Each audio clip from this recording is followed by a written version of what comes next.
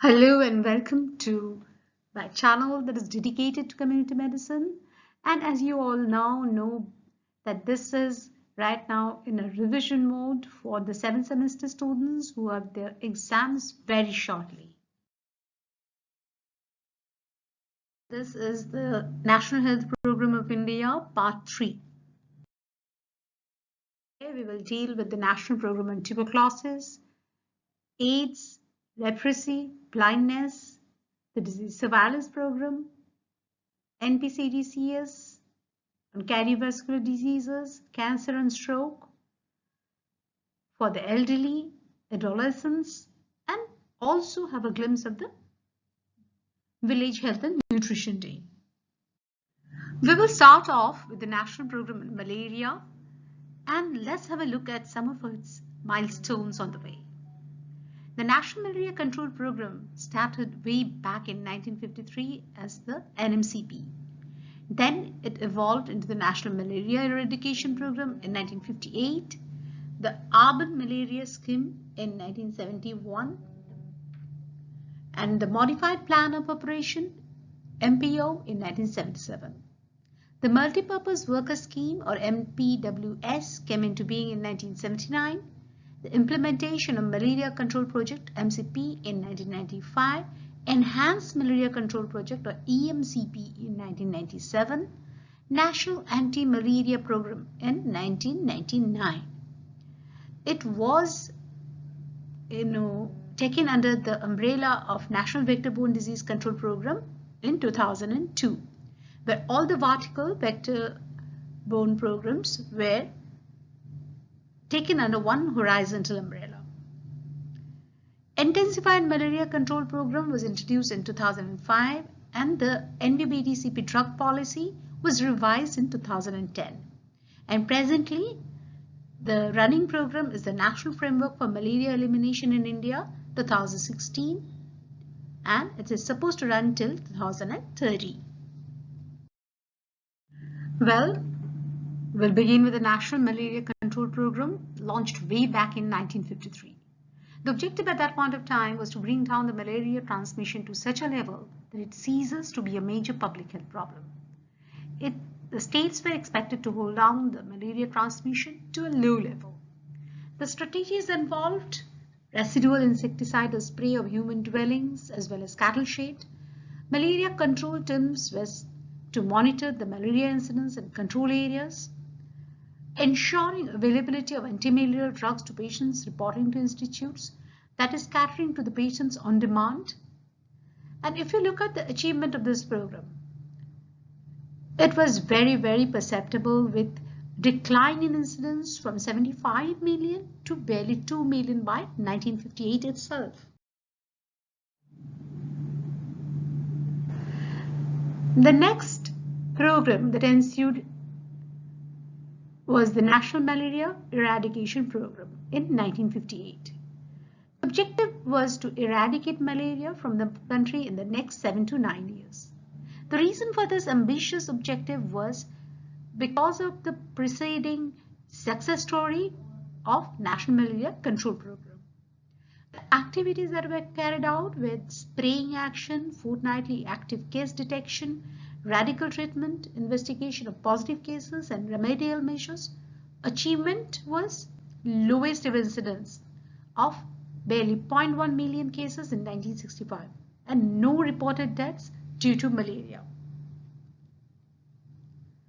Another important program which you should be knowing is the Urban Malaria Scheme. The Madhok Committee in 1970 recommended the scheme addressing the urban population because it was seen that because of the special focus on the rural areas, the urban areas were largely neglected and were unable to manage on their own. Hence, this focus program was launched in 1971. And 131 towns were covered under the scheme in a phased manner. And the main aim was the reduction of the disease to a tolerable level in which the human population can be protected from malaria transmission with the available means. The objective of the program was to prevent deaths due to malaria and reduction in transmission and morbidity. The norms that were followed were that the towns should have a minimum population of 50,000. The API should be 2 or above. The town should promulgate and strictly implement the civic bylaws to prevent and eliminate domestic and peri-domestic breeding places. Coming to the next malarial program of importance is the Modified Plan of Operation, or MPO, launched in 1977. The objective was prevention of death due to malaria, reduction of morbidity due to malaria, and retaining the achievement gained so far. And this also saw the reclassification of the endemic areas based on API. Areas having API less than 2, areas having API more than 2. In the areas having API more than 2, spraying, entomological assessment, surveillance, treatment of cases, and decentralization of lab services were followed. In API less than 2, focal spraying, surveillance, treatment of cases, follow-up, and epidemiological investigations were carried out. Now coming to a very important program, the National Health Program on Tuberculosis.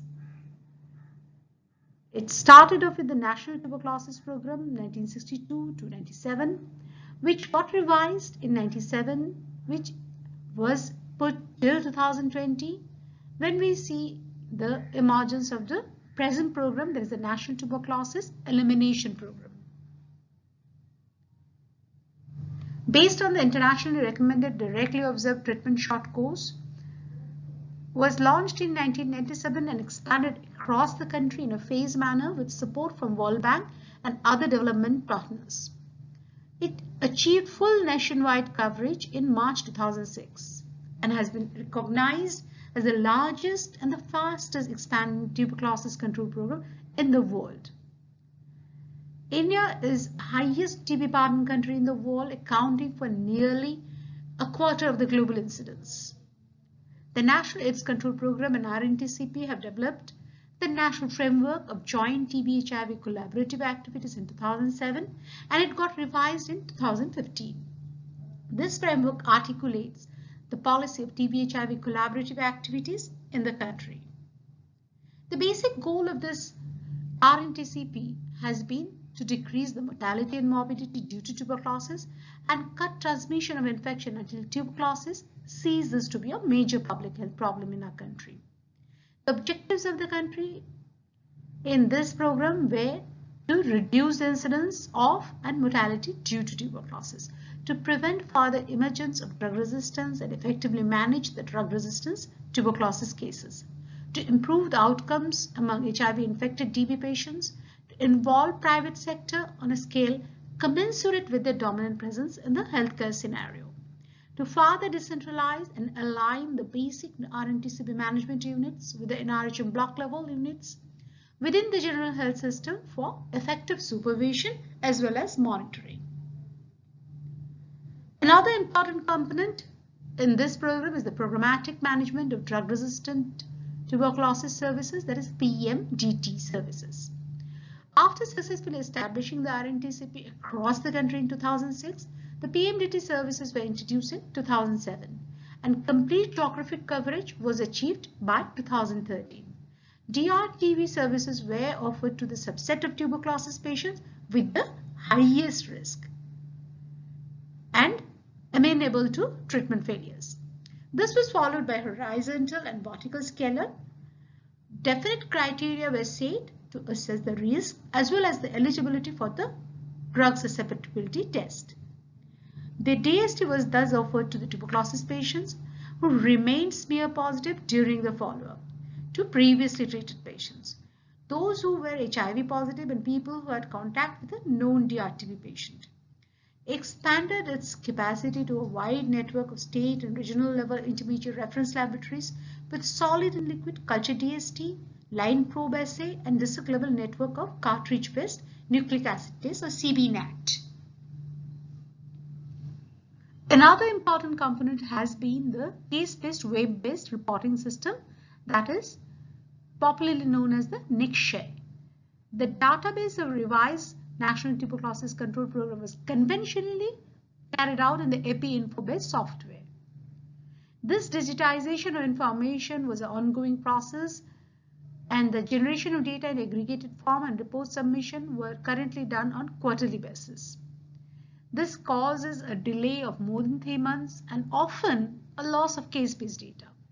To address this particular gap, Central Tuberculosis Division, in collaboration with National Informatics Center, developed a case-based web-based platform which is called the NICShare, which has now been scaled up nationally. Over 4 million patients, including MDR cases, has been till date registered in the NICShare. Coming to the organizational structure of RNTCP. Well, it is headed by the Central Tuberculosis Division. There's a DGHS under the Minister of Health and Family Welfare, headed by the Deputy Director General of Tuberculosis. And therein, there are several national institutes reporting to it, national laboratory committees for TB HIV management, National DOTS Plus Committee, NTF for medical colleges, and several more. And then on is the State Tuberculosis Cell, which involves the state tuberculosis training and demonstration and involves this STO, MO, epidemiologists, data entry operators, etc.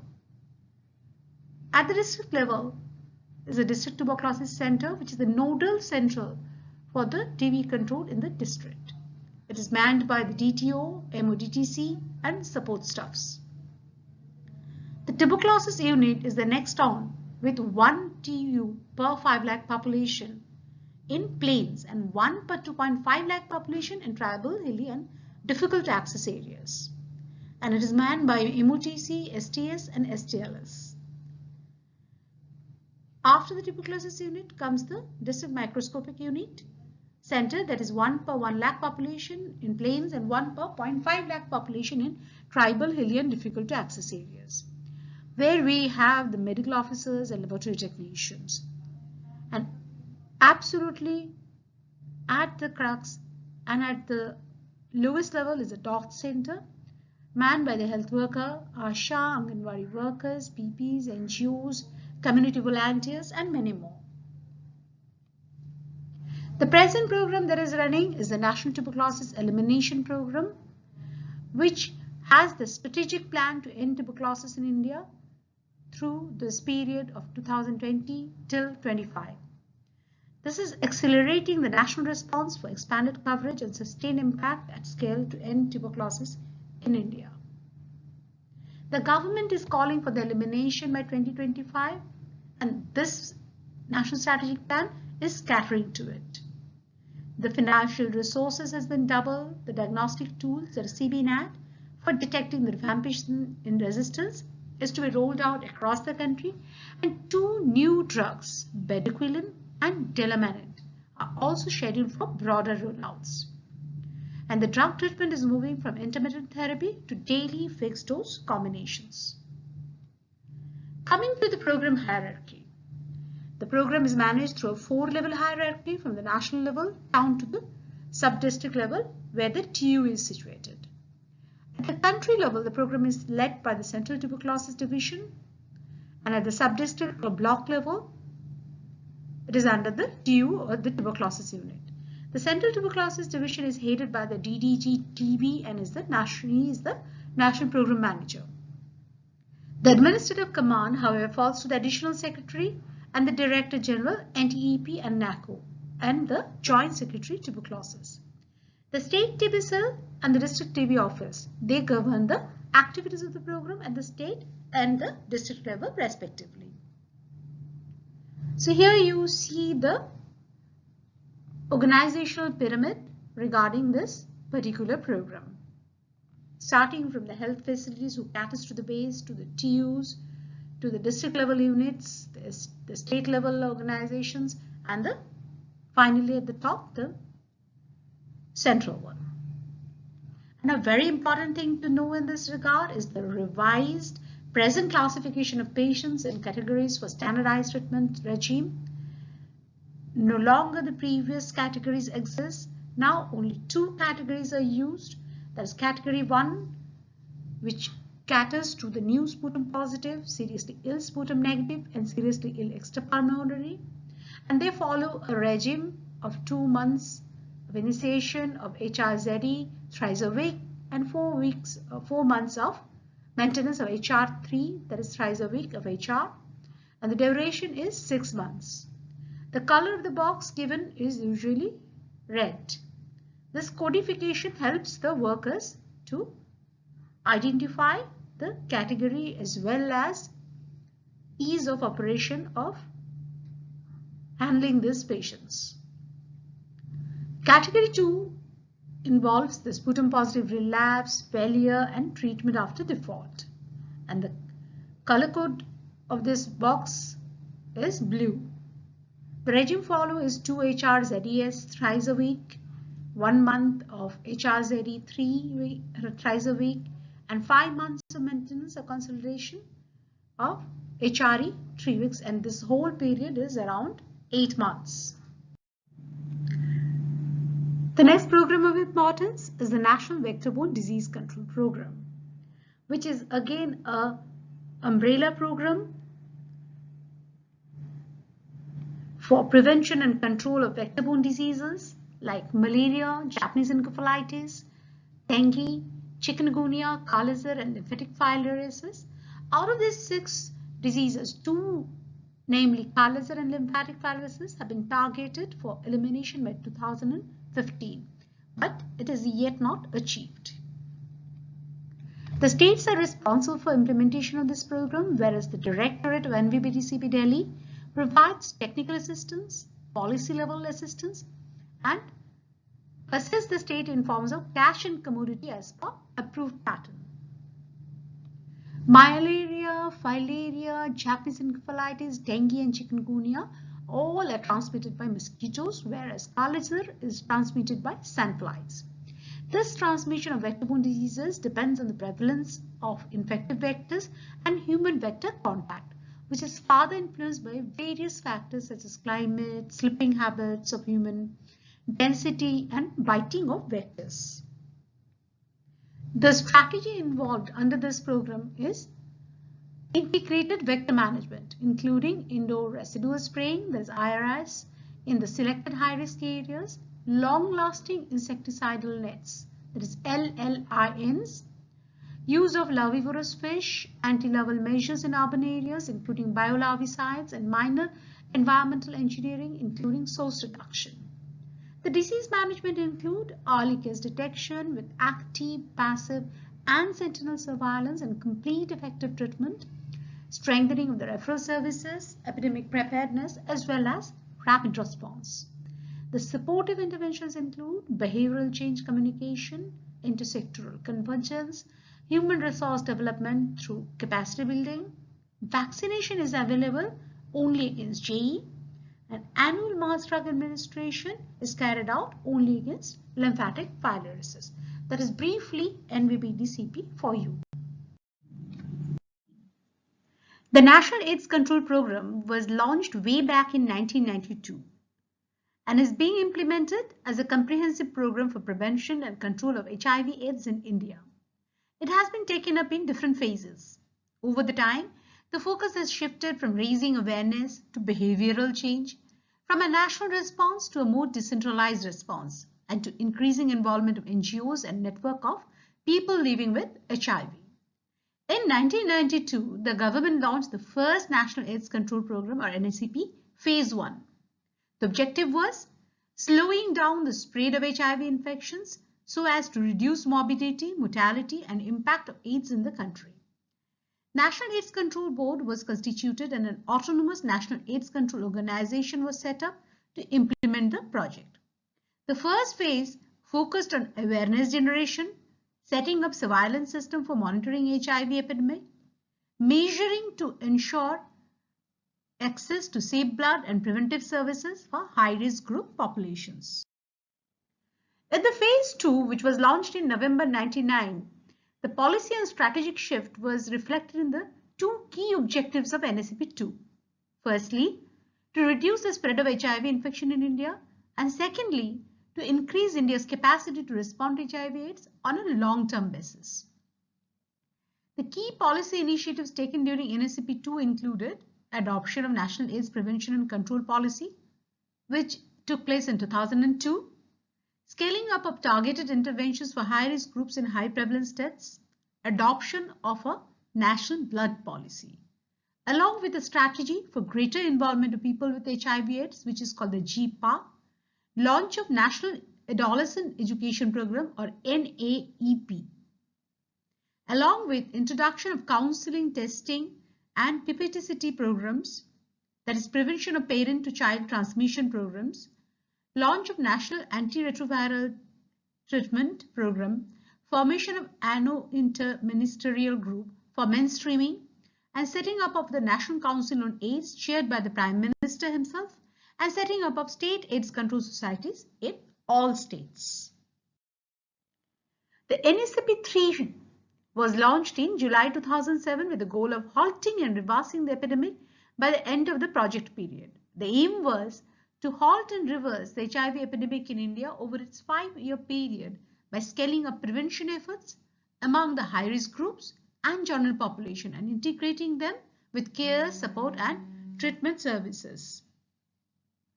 The two key pillars of the AIDS control program in India is one, prevention, that is the basic services, and the second one is the care, support and treatment. The strategic information management and institutional strengthening activities provide the required technical, managerial and administrative support for implementing the core activities under the NSCP Phase 3 at national, state as well as at the district levels.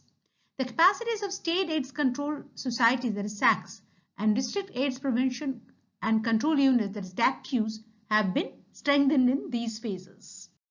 Now coming to the Phase 4 of NSCP. The goals and objectives, let us know about them. The first objective is reducing new infection by 50% from the baseline value of 2007 of NSCP Phase 3.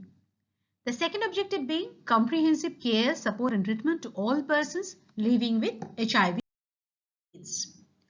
The key strategies being, firstly, intensifying and consolidating the preventive services with a focus on high-risk groups and vulnerable population. The second being increasing the access and promoting comprehensive care, support and treatment. The third being expanding IC services for general population and high-risk groups with a focus on behavioral change and demand generation. Next is the building of capacities at national, state, district and facility levels. And lastly, strengthening strategic information management system strengthening. In the Phase 4, the major component, the first component is the intensifying and consolidating prevention services with a focus on HRG and vulnerable population. This component will support the scaling up of targeted interventions with the aim of reaching out to the hard-to-reach population groups who do not yet access and use the prevention services of the program and saturate the coverage among the high-risk groups. In addition, this component will support the breach population, that is the migrants and truckers. And the first component includes the following two subcomponents. One is scaling up the coverage of TIs among HRG, and second is scaling up of intervention among other vulnerable population. The second component in this phase is expanding IC services for general population as well as high-risk groups with a focus on behavior change and demand generation. The third component being comprehensive care, support and treatment. Fourth being strengthening institutional capacities. And the fifth, strategic information management system. The package of services provided under NSCP4. In the prevention packages, they are focused at both the high-risk population as well as the low-risk population. It involves targeted intervention, needle syringe exchange program and opioid substitution therapy for IDUs, which is called the OST. Prevention interventions for migrant population at source, transit and destination. Link worker scheme for high-risk groups in rural areas. Prevention and control of STI/RTIs, blood safety, HIV counseling and testing centers, giving proper services, prevention of mother-to-child transmission, promotion of condoms, social mobilization, adolescent and youth intervention programs. And regarding the care, support and treatment for the people living with HIV/AIDS, to provide laboratory services for CD4 testing, free first line and second line ART, pediatric ART for children, early infant diagnosis for HIV, nutritional and psychosocial support through community care centers, and treatment of opportunistic infections. Let's go through some trivia, which is important to know regarding this particular program. First, India remains fully committed to achieving the Sustainable Development Goal or SDG target 3.3 of ending the AIDS epidemic as a public health threat by 2030. NACP has adopted the attainment of 90-90-90 by 2020 as a key target towards achieving end of AIDS by 2030. Please remember 90-90-90 can also come in the form of a short notes. So it's very important from the aspect of your exam. This 90-90-90 means that is by 2020, 90% of the estimated people living with HIV know their HIV status, and 90% of all people who know their HIV status are on antiretroviral therapy, that is the second 90, and 90% of the people accessing treatment have suppressed viral load, that is the third 90. A full realization of 90-90-90 target will result in 90% of the total estimated number of people living with HIV being aware of their HIV status, and 81% of them being on ART and 73% being virally suppressed, often referred to as the HIV testing and treatment cascade. As of March 2020, 14.86 lakh people living with HIV were on antiretroviral therapy. It is interesting to note that Mizoram is the state with the highest HIV prevalence in the country, while Meghalaya and Tripura show emerging pockets of HIV/AIDS epidemics. This bar diagram reflects the progress towards 90-90-90 as in the years 2018 and 19, 19 and 20, and the third shows the target we have kept for 2020.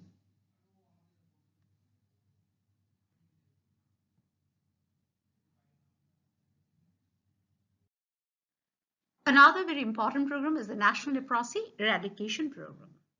This was launched in 1983 and is a centrally sponsored health scheme of the Ministry of Health and Family Welfare, Government of India. The program is headed by the Deputy Director of Health Services, Leprosy, under the administrative control of the Directorate General Health Services, Government of India. This program is also supported as partners by the World Health Organization, the International Federation of Anti-Leprosy Association, or ILEA, and some non-governmental organizations. Looking at the organogram, you will find that this is under the umbrella program of NRHM, Central Leprosy Division. And at the state level, the body is the State Leprosy Cell, which is under the State Health Mission. And these are governing the state coordinator, the CMOH of the district, and the state coordinator ILEP, through whom this machinery functions. Again, it is mediated at the district level through the district hospital, Rogi Kalyan Samiti, and the district nucleus, through the community health centers, the urban health facilities, Rogi Kalyan Samiti of them, and that again percolates down to the BPHC through the Block Swasth Samiti, and at the sub-center level through the Village Health and Sanitation Committee, who again gets all the feedback from the village level through the ASHA and Anganwadi workers. This is how the entire program under National Leprosy Eradication Program is carried out. The major initiatives has been focusing more on the new case detection. Treatment completion rate has been an important indicator. Larger involvement of ASHAs and Anganwadi workers, involvement of NGOs, intensive IC campaign with a theme towards Leprosy Free India, disability prevention and medical rehabilitation, that is DPMR, has been a major component. Integrating NLEP services into NRHM and referral system. One of the newer initiatives has been the Leprosy Case Detection Campaign, or LCDC. It has been observed that the trend of two important indicators of NLEP, that is Annual New Case Detection Rate, or ANCDR, and prevalence rate, for PR, are almost static since 2006 and 7. Also, the percentage of grade 2 disability among the new cases detected has been increased from 3.1% during 2010-11 to 4.61% in the 2014-15s. This indicates that the cases are being detected late and some may not be detected at all. Hence, in order for early detection of all hidden leprosy cases, the Central Leprosy Division or CLD is conducting this LCDC in high endemic districts under NLEP on the lines of Pulse Polio campaign. And the major activities under the LCDCs are meeting at each level, be it national, state, district, or block, to plan and implement this program, and focusing the training of all health functionaries from district to village level. House-to-house visits by team encompassing one ASHA and one male volunteer, that is the field level worker. Intensive IC activities through mics and displays of banners, posters, both during and before the LCDC. Supervision of house-to-house search activities through identified field supervisors. Scheduled meetings with community leaders to resolve any issue come across during the campaign. Prompt analysis and feedback on data received from teams and supervisors, which will help to plan corrective actions. Contact surveillance and prophylaxis is also a very important component of this program, where immune prophylaxis is ensured through BCG vaccination, chemoprophylaxis through single-dose rifampicin, and combined immuno and chemoprophylaxis has been achieved in 80% of cases. And the dosage of rifampicin chemoprophylaxis varies according to the age and body weight. In adults, more than 35 kg, it is 600 milligram. When it is less than 35 kilogram, it is 450 milligram. And children 10 to 14 years, 450 milligram. And children 5 to 9 years is 300 milligram.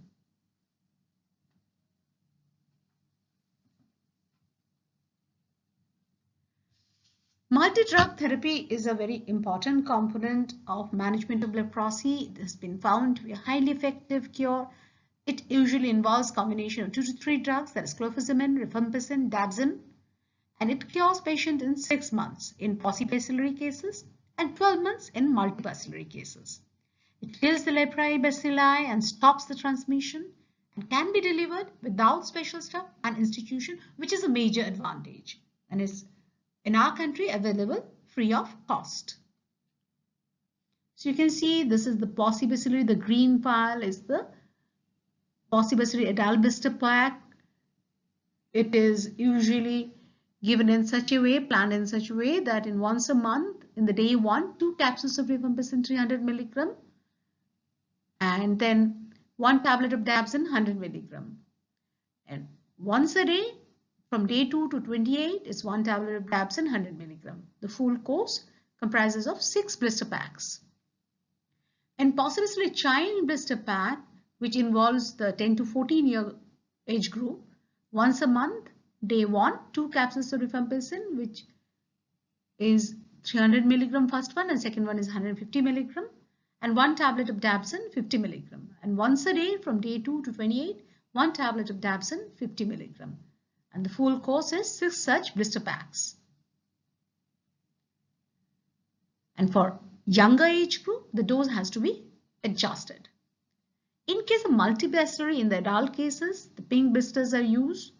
And once a month, in the day 1, 2 capsules of rifampicin 300 milligram, 3 capsules of clofazimine 100 milligram each, 1 tablet of dabzin 100 milligram, and once a day from day 2 to 28, 1 capsule of clofazimine 50 milligram and 1 tablet dabzin 100 milligram. Full course consists of 12 such blister packs. In case of multibacillary child treatment 10 to 14 years of old, it's usually this brown blister packs, and once a month, day 1, 2 capsules of rifampicin. First one is a 300 and the second is 150.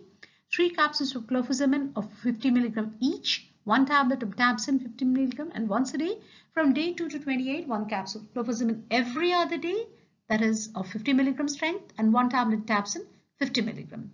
The full course consists of 12 such blister packs. For younger children, as mentioned previously, the dose has to be adjusted according to the body weight.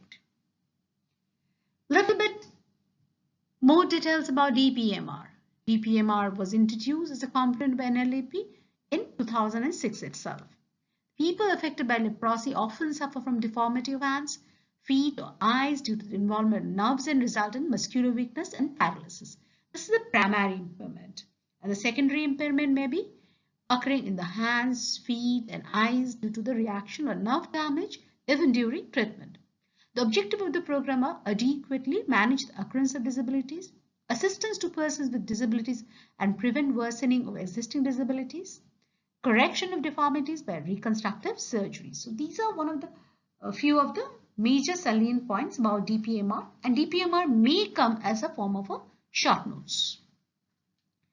It is usually planned to be carried out in three-tier system. The primary level care is taken care at the PHC, CHC, subdivisional hospital and urban leprosy centers or dispensaries. And the secondary is usually taken care at the district hospitals and district nucleus units. And the tertiary is conducted through the central government institutes, ICMR Institute, Jalma, Agra, ILIF supported leprosy hospitals, and all PMR institutes and Department of Medical Colleges across the country. Now, the National Program for Control of Blindness. It was launched in the year 1976 as a 100% centrally sponsored scheme with the goal to reduce the prevalence of blindness from 1.4% to 0.3%. As per survey in 2001-2, way back, prevalence of blindness was estimated to be 1.1%. Various activities and initiatives has been undertaken during the 5-year plans under NPCB and are targeted towards achieving the goal of reducing the prevalence of blindness to 0.3% by the year 2020. The goals has been to reduce the prevalence of blindness to less than 0.3%, to establish an infrastructure and efficiency level in the program, to be able to cater new cases of blindness each year to prevent future backlog. The major objectives: reducing the backlog of blindness, developing and strengthening the strategy of NPCB for eye health and prevention of visual impairment, strengthening and upgradation of RIOs to become center of excellence, strengthening the existing and developing the additional human resources and infrastructure facilities, enhancing the community awareness and eye care, increasing and expanding research, and to secure participation of voluntary organizations and private practitioners in eye care.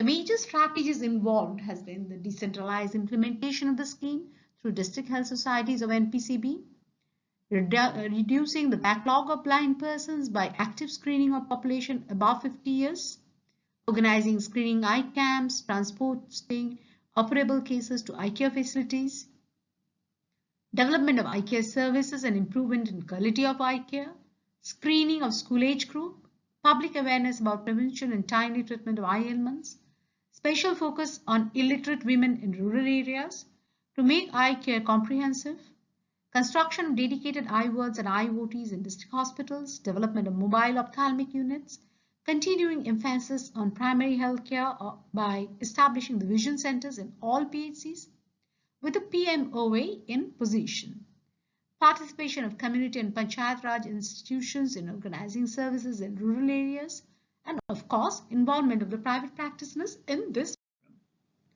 It will be good to know some of the aspects spelled out in the NPCB, like the definition of blindness as per NPCB. That is the inability of a person to count fingers from a distance of 6 meters or 20 feet, vision 6 by 60 in the Snell's chart or less with best possible spectacle correction, whereas WHO defines this as vision 3 by 60 or less. So here there is a bit of a difference between the NPCB definition of blindness and the WHO definition of blindness. The main causes of blindness are cataract in most of the cases, followed by refractive error, glaucoma, posterior segment disorder, post-capsular opacification, corneal blindness, surgical complications, and others.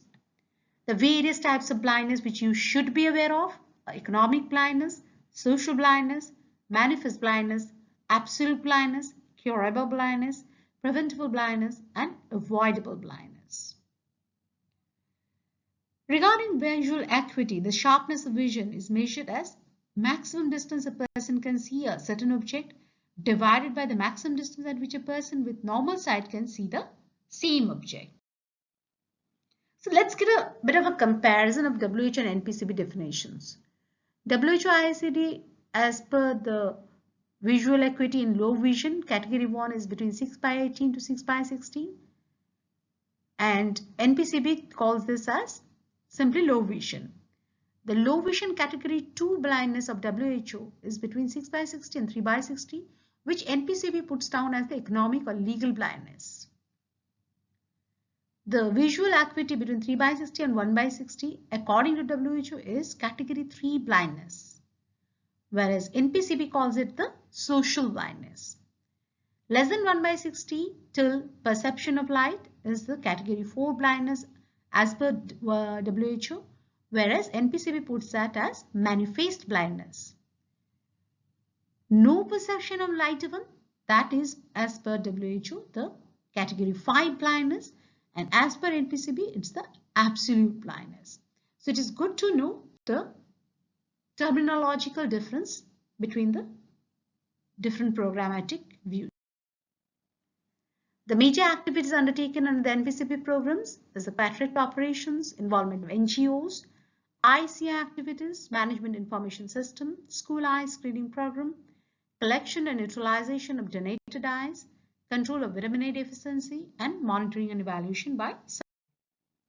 The school eye screening program is also one of the major components of this program, whereby 5 to 7% of children aged 10 to 14 have problems with their eyesight affecting their learning at school is taken care of, and teachers have been trained to screen these children, which is done on an annual basis. After confirmation by ophthalmic assistants, classes are prescribed or provided free of cost to the poor children. In 2012-13, more than 7 lakh school-age children have been provided free spectacles against a target of 10 lakh. Some new initiatives of this program in the 12th five-year plan include the distribution of free spectacles for near work to older persons suffering from presbyopia, telemedicine, provision of multipurpose district mobile ophthalmic units in all districts all over the country. And also another important segment is the Vision 2020, that is a right to sight. It's a global initiative to reduce the avoidable blindness by the year 2020. And again, it's very important from the point of view of your short notes. The targeted disease under Vision 2020 are cataract, refractive error, childhood blindness, corneal blindness, glaucoma, and diabetic retinopathy. It's also good to know about the Universal Eye Health, a global action plan from 2014 till 2019.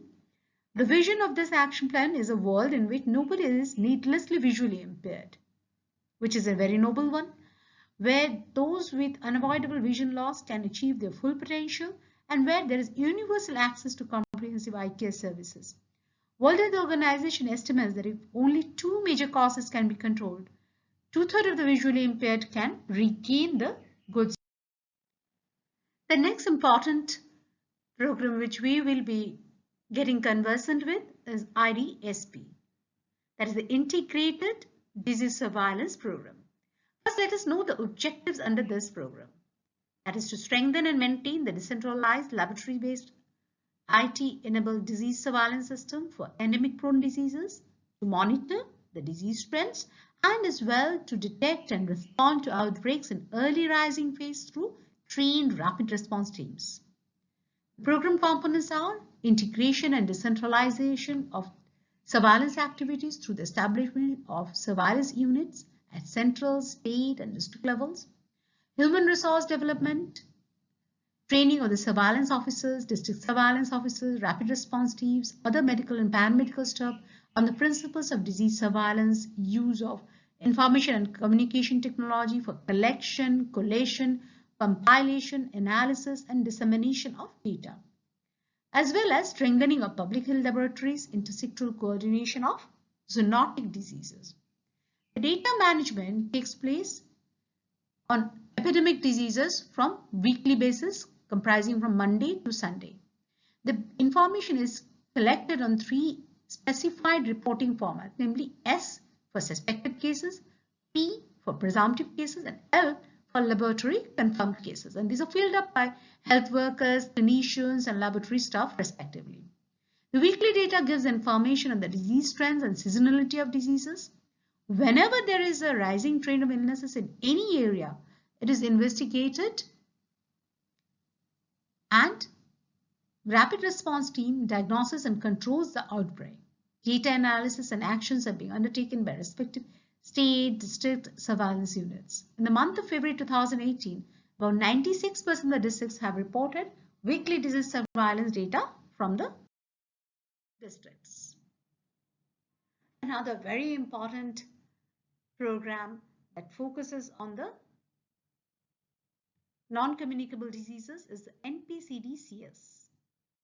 As you all aware, the country experiences a rapid health transition with a rising burden of non-communicable diseases, which are emerging as the leading cause of death in India, amounting to 42% of deaths with considerable loss in potentially productive years of life. So according to WHO report, cardiovascular diseases will be the largest cause of death and disability in India by 2020, which it already has become. It is estimated that the overall prevalence of diabetes, hypertension, and ischemic heart diseases has been increasing throughout the population of India. This has been visioned and implemented as an integrated national program for prevention and control of cancer, diabetes, cardiovascular diseases, and stroke under the National Health Mission umbrella program. The focus of the program is on health promotion and prevention, strengthening of infrastructure, including human resources, early diagnosis and management, and integration with primary healthcare system through NCD cells at different levels for optimal operational strategies. During the period 2010-12, the program was implemented in 100 districts across 21 states. The program at present covers the entire country. The objectives has been health promotion through behavioral change, outreach camps, opportunistic screening, management of chronic non-communicable diseases, through early diagnosis, treatment and follow-up, through NCD clinics, building capacity at various levels of healthcare for prevention, early diagnosis, treatment, BCC, operational research, and rehabilitation. Providing support for diagnosis and cost-effective treatment at all levels of healthcare.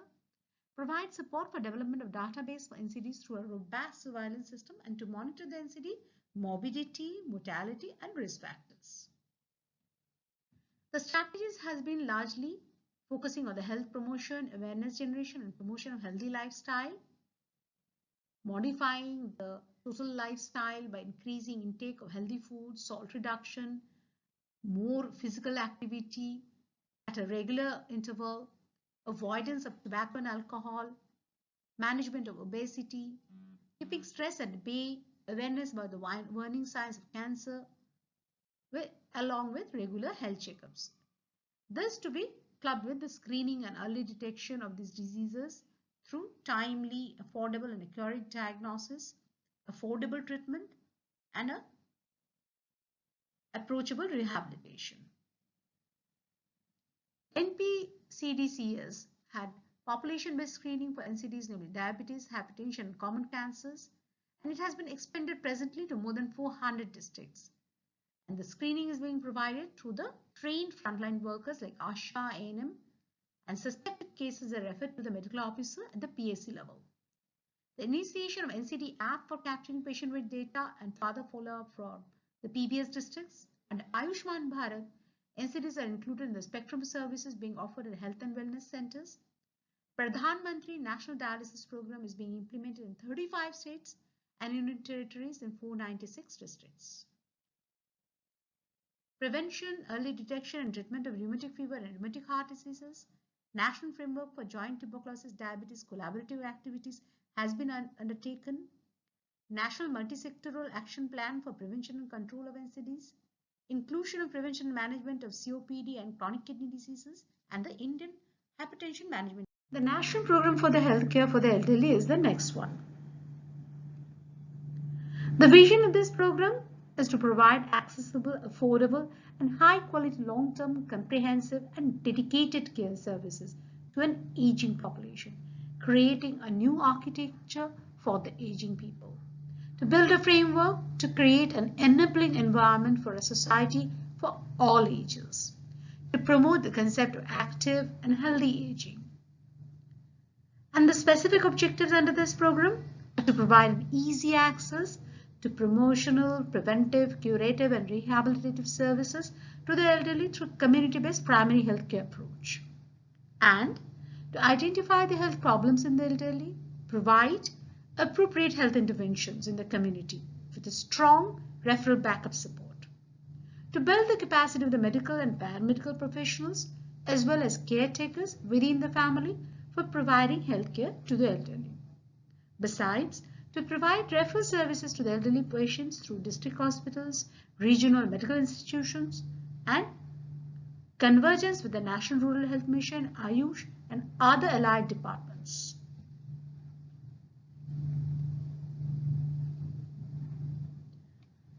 The core strategies involve community-based primary healthcare approach, dedicated service at all levels, dedicated facilities at district hospitals, strengthening of the 8 regional medical institutes, a very robust IEC, continuous monitoring and independent evaluation of the program and research in geriatrics, and implementation of the National Health Program for the healthcare of the elderly.